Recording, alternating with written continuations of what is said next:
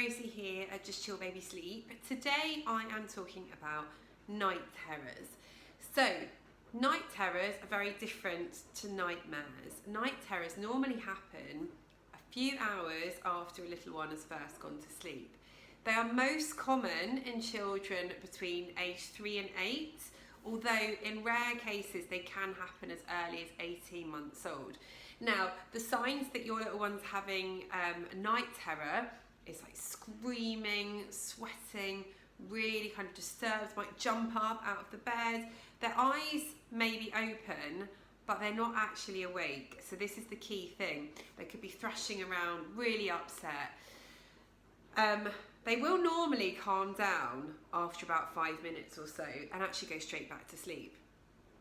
If you disturb them when they're having a night terror, they will be really disorientated if you wake them up.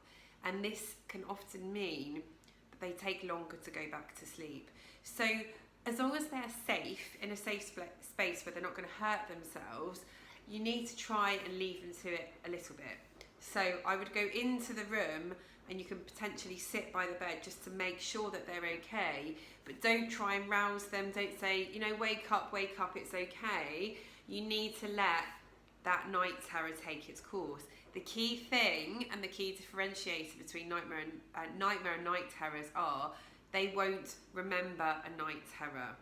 It's in a different stage of their sleep. So it will normally be in the earlier part of the evening, whereas dreams that we remember tend to be in the early hours of the morning. So if you had a dream at like 4 or 5 o'clock in the morning, that's probably when you're going to remember it. Whereas a night terror will be in the beginning part of the night.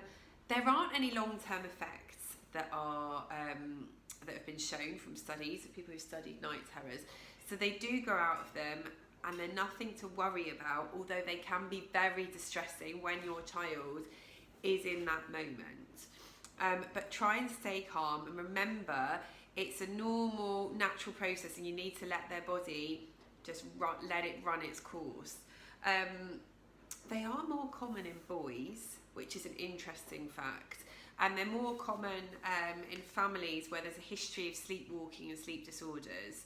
There are some key causes, so if your little one is struggling a lot with night terrors, you can have a look at these things. So number one, overtiredness can contribute to night terrors. Having a full bladder, so if they're potty trained and you're putting them down to bed and they actually need a wee, make sure they've done a wee before they go to bed. Large tonsils and sleep apnea, that can be a contributor. So if you think that might be the case with your child, you need to go and see your GP and get that assessed. If you're in a new environment, it can happen. So if you're on holiday, you move home, or you're staying with someone else, that can be a contributor. So that's obviously not something you can necessarily control, but just be reassured that if you return to normal, stable environment they're used to, they should calm down. A relaxing bedtime routine is really helpful for night terrors and anything to do with sleep, actually. If you keep a consistent bedtime routine, try not to let your little one get overtired. So be making sure they get to bed before they start getting wired, and cortisol, the stress hormone, starts raising in the body. You want them nice and chilled. Have a nice story before bed, have a nice relaxing bedroom environment, so not loads of toys and mess everywhere, make it nice and cool.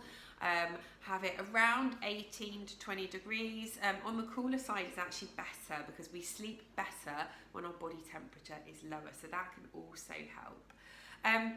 If your child has a night terror at the same time every night, let's just say for argument's sake it's 10:30 at night, you can try something called wake to sleep, which means you're going in and rousing your child 15 minutes before they normally have the night terror. So it would be at 10:15 in that scenario. You just rouse them a little bit, say hello, nanai, mummy's here. Allow them to just rouse a little bit. What this does is it disturbs their sleep pattern and the sleep cycles that they're going through, and the point where this night terror tends to happen. So that can help. Obviously don't go in all guns blazing and really make a lot of racket. We don't want them fully awake. It's just a case of rousing them. So that can be a technique to deal with it. But ideally, the key point is preventing the night terror by making sure they're relaxed, they're not overtired, they've not got a full bladder, they're nice and calm, and allowing the night terror to run its course if they are having one. If your little one is suffering a lot with night terrors, I think it's worth speaking to a health professional, your GP or your health visitor, and see if they can give you some guidance beyond what I've said today. But hopefully that might reassure you. Do comment on this video if you've got any questions about night terrors, and I wish you the best of luck in solving them. Bye for now.